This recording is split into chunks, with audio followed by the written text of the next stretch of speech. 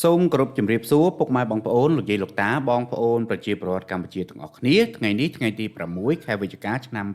2025សម្រាប់ថ្ងៃនេះខ្ញុំមានសេចក្តីថ្លែងការណ៍របស់រាជរដ្ឋាភិបាលដើម្បីយកមកជម្រាបជូនដល់ពុកម៉ែបងប្អូនទាំងអស់គ្នាសេចក្តីថ្លែងការណ៍របស់អ្នកនាំពាក្យរាជរដ្ឋាភិបាលកម្ពុជា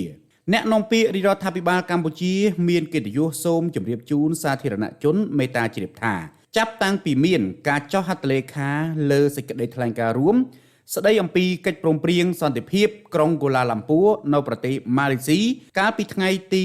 26ខែតុលាឆ្នាំ2025ក្រោមវត្តមានជាសាក្សីរបស់ឯកឧត្តម Donald Trump ប្រធានាធិបតីសហរដ្ឋអាមេរិកនិងឯកឧត្តម Anwar Ibrahim នាយករដ្ឋមន្ត្រីម៉ាឡេស៊ីនិងជាប្រធានអាស៊ានបដូវវេនរួចមករាជរដ្ឋាភិបាលកម្ពុជាបាននឹងកំពុងគោរពនិងអនុវត្តយ៉ាងម៉ឺងម៉ាត់នៅរាល់ចំណុចដែលបានព្រមព្រៀងគ្នាជាក់ស្ដែងភ្លាមបន្ទាប់ពីមានការចុះហត្ថលេខាលើសេចក្តីថ្លែងការណ៍រួមនេះនៅយប់ថ្ងៃទី26ខែតុលាឆ្នាំ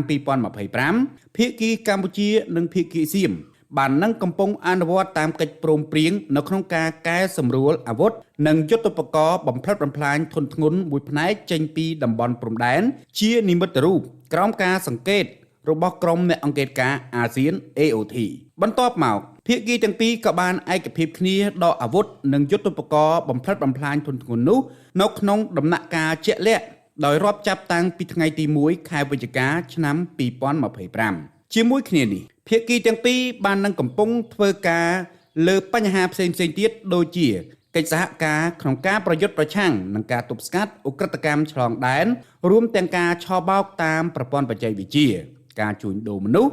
និងការដោះមីនដើម្បីមនុស្សធម៌ជាដើមភាគីកម្ពុជាបាននឹងកំពុងអនុវត្តយ៉ាងសកម្មនិងដោយស្មោះត្រង់ក្នុងគោលបំណងរក្សាសន្តិភាពរវាងប្រទេសកម្ពុជានិងសៀមក៏ដូចជាសន្តិភាពនិងសន្តិសុខនៅក្នុងតំបន់អាស៊ានទាំងមូលថ្នាក់ដឹកនាំនិងមន្ត្រីរាជរដ្ឋាភិបាលកម្ពុជាបានប្រកាន់គោលជំហរនិងរក្សាភាពស្ងប់ស្ងាត់យ៉ាងខ្ជាប់ខ្ជួនដើម្បីបង្កើនបរិយាកាសល្អឈានទៅអនុវត្តសេចក្តីថ្លែងការណ៍រួមនេះឲ្យមានប្រសិទ្ធភាពខ្ពស់ប៉ុន្តែក្នុងរយៈពេលប៉ុន្មានថ្ងៃចុងក្រោយនេះអ្នកនាំពាក្យរាជរដ្ឋាភិបាលកម្ពុជាបានសង្កេតឃើញថាមន្ត្រីថ្នាក់ដឹកនាំរបស់ប្រទេសសៀមទាំងរាជរដ្ឋាភិបាលស៊ីវិលនិងយោធាបានចេញធ្វើអធិប្បាយជាបន្តបន្ទាប់ដែលមិនស្របតាមស្មារតីនិងខ្លឹមសារនៃសេចក្តីថ្លែងការណ៍រួមទីក្រុងកូឡាឡាំពួរជាក់ស្ដែងរដ្ឋមន្ត្រីទាំងនោះបានអធិប្បាយដោយយកចំណុចដែលបានព្រមព្រៀងនៅក្នុងសេចក្តីថ្លែងការណ៍រួមយកមកធ្វើជាលក្ខខណ្ឌនៅក្នុងការដោះលែងយោធិនកម្ពុជាទាំង18រូបដែលកំពុងស្ថិតក្រោមការឃុំក្រងរបស់សៀមនិងបង្កើតឲ្យមានលក្ខខណ្ឌថ្មីៗបន្ថែមទៀតដូចជាករណីប្រាសាទតាក្របីជាដើមដោយបានព្រមានពីការប្រើប្រាស់កម្លាំងយោធាដើម្បីវាដណ្ដើមយកដែលធ្វើឲ្យស្ថានភាពកាន់តែតានតឹងឡើងនឹងធ្វើឲ្យមានការព្រួយបារម្ភអំពីការបាត់បង់ទំនុកចិត្តគ្នាទៅលើការដោះស្រាយបញ្ហាដោយសន្តិវិធីដោយដែលមានចែងនៅក្នុងសេចក្តីថ្លែងការណ៍រួមការអធិប្បាយទាំងនេះផ្ទុយទៅនឹងខ្លឹមសារចំណុចទី4ដែលបានចែងថាភាគីទាំងពីរបានឯកភាពគ្នាជៀសវាងការចែកចាយឬផ្សព្វផ្សាយព័ត៌មានមិនពិតការចោទប្រកាន់ការអះអាងដោយគ្មានភស្តុតាងនិងវោហារសាស្ត្របង្កគ្រោះថ្នាក់តាមបណ្ដាញផ្លូវការរបស់រាជរដ្ឋាភិបាលឬវេទិកាក្រៅផ្លូវការដើម្បីបន្ថយភាពតានតឹងកាត់បន្ថយសតិអារម្មណ៍អវិជ្ជមានរបស់សាធារណជននិងលើកកម្ពស់បរិយាកាសអំណោយផលដល់ការសន្ទនាដោយសន្តិវិធីអ្វីដែលជាការកត់សម្គាល់យ៉ាងសំខាន់មួយទៀតដែលបានបញ្ជាក់ថាភាគីសៀមមិនបានគោរពខ្លឹមសារនៃសេចក្តីថ្លែងការណ៍រួមនោះគឺនៅត្រង់ថារហូតមកទល់ពេលនេះថ្ងៃទី5ខែវិច្ឆិកាឆ្នាំ2025នេះមានរយៈពេល10ថ្ងៃហើយដែលភាគីសៀមមិនទាន់បានដោះលែងយោធិនកម្ពុជាទាំង18រូបទៅតាមស្មារតីនៃសេចក្តីថ្លែងការណ៍រួមដែលរំពឹងថានឹងត្រូវបានដោះលែងភ្លាមស្របតាមស្មារតី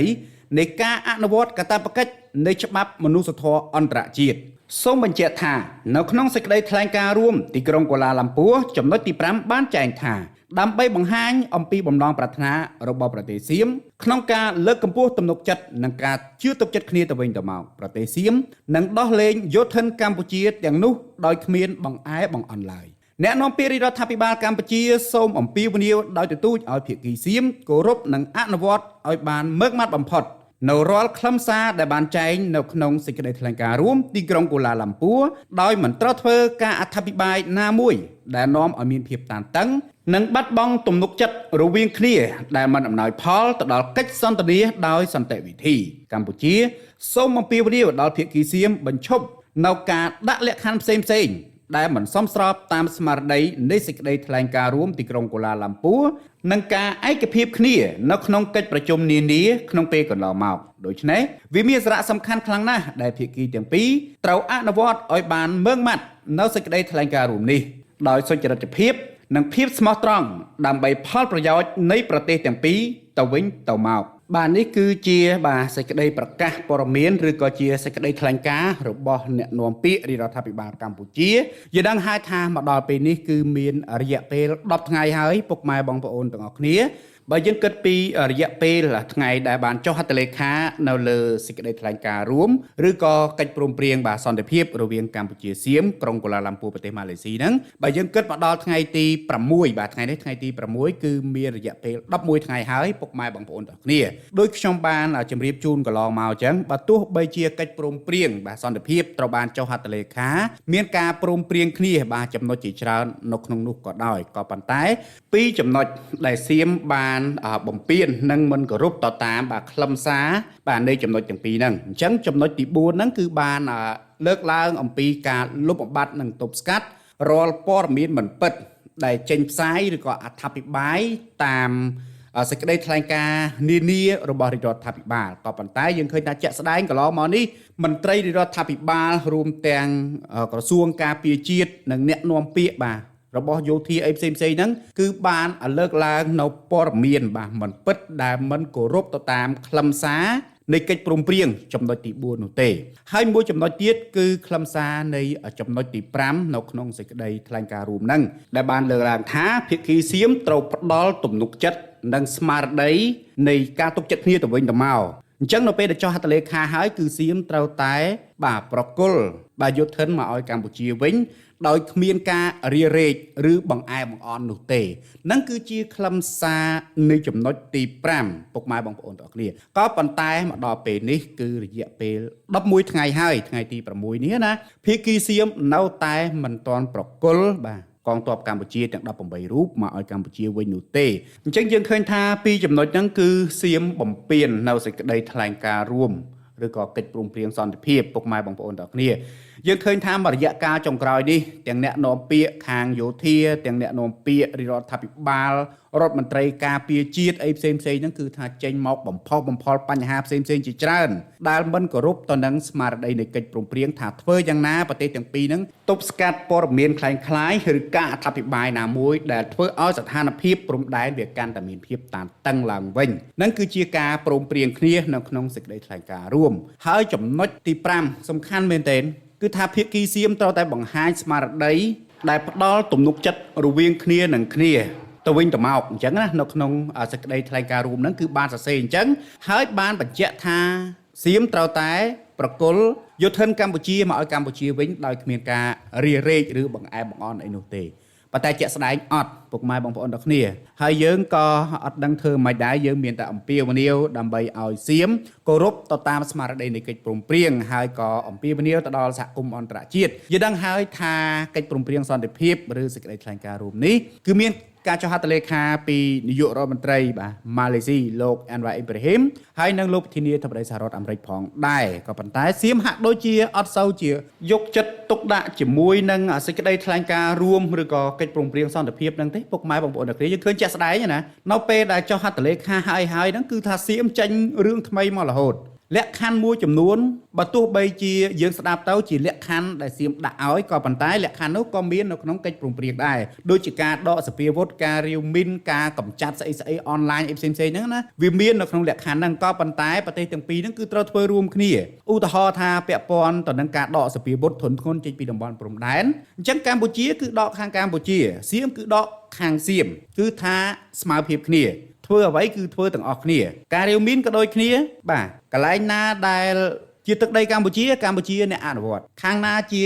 ទឹកដីរបស់សៀមអនុវត្តទៅបើកន្លែងណាដែលមិនទាន់ការបែងចែកខណ្ឌសីមាច្បាស់លាស់គឺក្រុមការងារសហការគ្នារវាងប្រទេសទាំងពីរហ្នឹងដែលកម្ពុជាយើងហ្នឹងគឺមានស៊ីម៉ាក់ហើយខាងសៀមឯនោះគេមានធីម៉ាក់អញ្ចឹងដោះស្រាយសហការគ្នាក្នុងការធ្វើទៅអញ្ចឹងដំណោះស្រាយទាំងអស់ហ្នឹងគឺស្ថិតនៅក្នុងលក្ខខណ្ឌមួយចំនួននៅក្នុងកិច្ចព្រមព្រៀងស្រាប់ហើយមិនបាច់សៀមហ្នឹងមកធ្វើឯណាដាក់លក្ខខណ្ឌយើងមើលទៅហាក់បីដូចជាការបង្គាប់បញ្ជាអញ្ចឹងណាក៏ប៉ុន្តែបញ្ហាទាំងអស់នេះឬក៏ចំណុចទាំងប្រមាណនេះគឺវាមាននៅក្នុងកិច្ចព្រមព្រៀងហើយបញ្ជាក់ម្ដងទៀតថាវាមិនមែនជាការបង្គាប់បញ្ជារបស់សៀមនោះទេគឺជាការព្រមព្រៀងគ្នាហើយភាគីទាំងពីរគឺធ្វើដូចគ្នាអត់មានកម្ពុជាធ្វើហើយខាងសៀមអត់ធ្វើណាយ៉ាងណាមិញដូចជាការដកសភាវុធធនធ្ងន់អញ្ចឹងមានប្រមាណដូចជា3ដំណាក់កាលអីចឹងណាអញ្ចឹងដំណាក់កាលទី1ដកសភាវុធស្អីខ្លះហើយចឹងអញ្ចឹងខាងភាគីសៀមក៏ត្រូវធ្វើដូចគ្នាហើយក៏មានក្រុមអ្នកអង្កេតការដែរកុំដោយការចោទប្រកាន់ថាដកហើយយកទៅដាក់វិញឲ្យសពគ្រប់បែបយ៉ាងហើយដោយព័ត៌មានប្រមាណថ្ងៃនេះគេថាកម្ពុជាយើងនឹងទៅហាមឃាត់សៀមមិនឲ្យចូលដោះមីនចុះបែងដោះមីនក្នុងដីឯងទៅបែងគិតថាដីឯងមានមីនហើយទៅដោះទៅកុំឲ្យចូលដីកម្ពុជាបើកន្លែងហ្នឹងមានខណ្ឌសីមាច្បាស់លាស់កុំឲ្យចូលខាងកម្ពុជាជាអ្នកដោះស្រាយប្រសិនបើតំបន់ហ្នឹងមានមីនមែនគឺកម្ពុជាជាអ្នកដោះស្រាយដោះមិនអីមិនជារឿងកម្ពុជាវាអញ្ចឹងដល់ពេលក្រោយមកទៅគេថាព័ត៌មានហ្នឹងមិនពិតទេបាទប្រហែលជាដឹងខ្លួនថាកន្លែងហ្នឹងគឺជាការផ្សព្វផ្សាយព័ត៌មានមិនពិតហើយមួយវិញទៀតស្មារតីនៃកិច្ចព្រមព្រៀងសន្តិភាពពុកម៉ែបងប្អូនអ្នកគ្នាថាធ្វើយ៉ាងណាកុំឲ្យស្ថានភាពតានតឹងគ្រប់រូបភាពទាំងអស់ដូចជាបញ្ហារឿងបិទច្រកបើកច្រកអីជាដើមអញ្ចឹងកម្ពុជាអត់ដែលទៅកាហាយលំមោះអីនឹងរឿងបើកច្រករឿងបិទច្រកអីនឹងទេមកដល់ពេលនេះគឺអត់ទេហេតុអីបានសៀមនោះតែលើកដដែលកាលណាតែលើករឿងនឹងដដែលវាធ្វើឲ្យសតិអារម្មណ៍របស់ប្រជាពលរដ្ឋសៀមវាកាន់តែមានកំហឹងមានក្តៅកាហាយភ្លើងវាអត់រលត់ពុកម៉ែបងប្អូនអ្នកគ្នាការពិតកិច្ចព្រមព្រៀងសន្តិភាពហ្នឹងវាត្រូវចាប់ផ្ដើមភ្លើងវារលត់ម្ដងតិចម្ដងតិចក៏ប៉ុន្តែរាជរដ្ឋាភិបាលរបស់សៀមខ្លួនឯងទៅដុតទៅចាក់ប្រេងនៅលើភ្លើងដែលរៀបនឹងរលត់ឲ្យឆេះឡើងវិញឲ្យមានអណ្ដាតភ្លើងឡើងវិញដូចជាបញ្ហារឿងច្រកព្រំដែនហ្នឹងកម្ពុជានិយាយដដែលជាពិសេសសម្ដេចតេជោហ៊ុនសែនលោកបានប្រកាសម្ដងហើយម្ដងទៀតថាឯងបិទចង់បិទ100ឆ្នាំទៀតក៏បិទទៅឯងបិទ500ឆ្នាំទៀតក៏បិទទៅកម្ពុជាអត់លំមាស់កាហាយនឹងអារឿងបើកច្រកបិទច្រកហ្នឹងទេព្រោះកូនចែភាសាសៀមគេហៅកូនចែកូនសោនៅក្នុងដៃអ្នកឯងចង់បិទក៏បិទទៅអ្នកឯងបើកក៏បើកទៅហើយចុះហេតុអីបានយករឿងហ្នឹងមកនិយាយម្ដងហើយម្ដងទៀតធ្វើឲ្យប្រជាពលរដ្ឋសៀមនោះអាកំហឹងរៀងស្រុតទៅហើយហ្នឹងចាប់ផ្ដើមឡើងមកវិញអាហ្នឹងហើយដែលគេហៅថាអ្នកឯងបំពេញចំណុចទី4ដែលធ្វើឲ្យស្ថានភាពដែលតិចហើយចាប់ផ្ដើមឡើងកម្ដៅមកវិញគឺជាទង្វើរបស់អ្នកឯងហើយអាហ្នឹងមិនមែនជាប្រជាពលរដ្ឋសៀមឬក៏អ្នកសារព័ត៌មានអីធម្មតាតាមអនឡាញណារាជរដ្ឋាភិបាលអ្នកលើកឡើងនិយាយខ្លួនឯងបងបំពេញខ្លួនឯងពុកម៉ែបងប្អូនអ្នកយើងឃើញថាបំពេញខ្លួនឯងអញ្ចឹងពីរចំណុចនេះសំខាន់មែនទេចំណុចទី1ហ្នឹងគឺអត់ដោះលែងយុទ្ធធនរបស់យើងទាហានរបស់យើងទាំង18នាក់គឺអត់ដោះលែងទេហើយចំណុចទី5បានបញ្ជាក់ឲ្យសៀមបានបញ្ជាក់នៅក្នុងនឹងសេចក្តីព្រមព្រៀងគឺថាសៀមដើម្បីផ្ដល់ទំនុកចិត្តចំពោះគ្នាទៅវិញទៅមកនៅពេលដែលចុះហត្ថលេខាហើយគឺសៀមត្រូវតែប្រគល់យុទ្ធធនកម្ពុជាទាំង18រូបមកកម្ពុជាវិញដល់ពេលជាក់ស្ដែងម្ដងថ្ងៃនេះគឺ11ថ្ងៃហើយពុកម៉ែបងប្អូនអ្នកគ្នាថ្ងៃទី6នេះគឺ11ថ្ងៃហើយសៀមអត់មានរវីរវល់ថានឹងបញ្ជូនមកពេលណាអីពេលណាថែមទាំងបង្កើតរឿងមកបន្តទៀតឥឡូវហ្នឹងគឺពាក់ព័ន្ធទៅនឹងរឿងប្រាសាទតាកបីឯណាឯនេះទៀតណាបាទប្រាសាទតាកបីត្រូវតែអញ្ចេះត្រូវតែអញ្ចោះដុតកម្ដៅអាភ្លើងវារលត់បដើហើយហ្នឹងចិត្តតិចហើយហ្នឹងចាប់ផ្ដើមយកសាំងយកអីទៅស្រោចនៅលើភ្លើងនឹងទៀតហើយកាលមុនហ្នឹងលក្ខខណ្ឌគេដាក់ហ្នឹងគឺថាមានតែស្អីគេការដកសភាវុធដោះមីនដោះអីផ្សេងឧក្រិដ្ឋកម្មអនឡាញអីដោះស្រាយទាំងអស់គ្នាដូចខ្ញុំបានលើកឡើងចំណុចទាំងអស់ហ្នឹងគឺដោះស្រាយទាំងអស់គ្នាកម្ពុជាដោះស្រាយខាងកម្ពុជាសៀមដោះស្រាយខាងសៀមទៅកុំធ្វើដូចឯងនឹងអ្នកប្រកបប្រជាគេមើលពីចង្ងាយទៅថាអូខ្មែរគឺស្ដាប់តាមប្រជារបស់សៀមអត់ទេអាហ្នឹងគឺមាននៅក្នុងបាកិច្ចព្រមព្រៀងបាទលក្ខខណ្ឌហ្នឹងហើយកម្ពុជាធ្វើខាងកម្ពុជាសៀមធ្វើខាងសៀមទៅវាអញ្ចឹងដល់ពេលឥឡូវហ្នឹងអាស្ថានភាពកម្ពុជាណាបាទកំពុងតែធ្វើយ៉ាងណាឲ្យស្ថានភាពនឹងវាត្រជាក់ទៅរាជរដ្ឋាភិបាលគឺថាព្យាយាមទប់ស្កាត់រាល់ព័ត៌មានដែលធ្វើឲ្យមានផលប៉ះពាល់នឹងភាពតានតឹងហ្នឹងកម្ពុជាខំព្យាយាមទប់ស្កាត់ក៏តែភាគីសៀមនោះអាភ្លើងរលត់តិចហ្នឹងយកសាំងទៅស្រោចបន្ថែមយកសាំងស្រោចបន្ថែមជាក់ស្ដែងឥឡូវហ្នឹងធ្លាយទៅដល់រឿងឯណាប្រាសាទតាកបីឯណាត្រូវតែទៀមទាស្អីណាដោយកម្លាំងមិនបានគឺដោយនេះដោយនោះហើយចង់យកទាហានកម្ពុជា ទាំង18នាក់ហ្នឹងធ្វើជាធ្នូបន្ថែមទៀតដាក់លក្ខខណ្ឌបន្ថែមទៀតក៏ហួសហេតុមិនឲ្យឃ្លាទៅដល់ប្រាសាទខ្នាប្រាសាទអីណាណីទៀតអូឈឺក្បាលអញ្ចឹងបានប្រជាពលរដ្ឋខ្មែរគាត់ថាឲ្យអ្នកដែលប៉កែកុហកភូតភរគាត់ថាឯងកុំថៃមួយអញពេកឯងកុំសៀមមួយអញពេករបៀបថាឯងកុំកលិចកលុចជាមួយអញពេកវាអញ្ចឹងបានភាកយើងកន្លងមកយើងថាអត់ខុសមែនអាដុនថៃធូមីហ្នឹងវាត្រូវបណ្ដោយវាកលិចកលុចចឹងមែនហួសហេតុពុកម៉ែបងប្អូនអ្នកគ្នាហើយយើងចាំមើលទាំងអស់គ្នាថាតើប្រសិនបើសៀមនៅតែធ្វើទង្វើបែបហ្នឹងបន្តទៀតមិនគោរពទៅតាមស្មារតីនៃកិច្ចព្រមព្រៀងសន្តិភាពឬក៏សេចក្តីថ្លែងការណ៍រួមហ្នឹងថាតើបាទអន្តរជាតិជាពិសេសគឺលោកប្រធានាធិបតីសហរដ្ឋអាមេរិកដែលគាត់ក៏ជាភាគីមួយដែរក្នុងការចុះហត្ថលេខាទទួលស្គាល់ជាស័ក្តិសិទ្ធិចំពោះកិច្ចព្រមព្រៀងហ្នឹងតើសហរដ្ឋអាមេរិកនឹងចាត់វិធានការយ៉ាងណាចំពោះការមិនគោរពទៅតាមកិច្ចព្រមព្រៀងមួយនេះបាទអញ្ចឹងសម្រាប់វីដេអូនេះមានប៉ុណ្្នឹងទេពុកម៉ែបងប្អូនអ្នកគ្នាហើយមកមានការលើសលួសខ្វះខាតត្រង់ការលើកឡើងចំណុចណាមួយក៏សូមខន្តីអធិស្ឋានហើយយើងចាំមើលបន្តទៀតថាតើរដ្ឋាភិបាលកម្ពុជាយើងនឹងមានដំណោះស្រាយដល់សន្តិវិធីយ៉ាងណាទៀតដើម្បីធ្វើយ៉ាងណាឲ្យខាងសៀមដាក់សម្ពាធខាងសៀមតាមរយៈអន្តរជាតិហ្នឹងដើម្បីដោះលែងបាទទាហានរបស់យើងត្រឡប់មកវិញបាទអញ្ចឹងវីដេអូនេះមានប៉ុណ្្នឹងទេហើយក៏សូមអធិស្ឋានផងដែររកកំហុសខុសឆ្គងដោយអចេតនាជាចុងក្រោយបាទចូលរួមប្រើប្រាស់ផលិតផលរបស់ខ្មែរទាំងអស់គ្នាហើយមួយរយៈកាលនេះឃើញមានបាទក្រុមហ៊ុនជាច្រើនជួយទិញអង្គពីប្រជាពលរដ្ឋបាទកន្លែងនេះគឺពិតជាបាទល្អខ្លាំងមែនទែនដែលខ្មែរជួយខ្មែរក្នុងស្ថានភាពដែលកំពុងតែបាទធ្លាក់ចុះបាទបញ្ហាលក់ស្រូវអង្គហ្នឹងដោយសារតែស្រូវវាធ្លាក់ចុះបាទឆ្នាំនេះធ្លាក់មែនទែនហ្នឹងហើយអញ្ចឹងមានប៉ុណ្្នឹងទេពុកម៉ែបងប្អូនទាំងគ្នាបាទសូមអរគុណសូមជម្រាបលា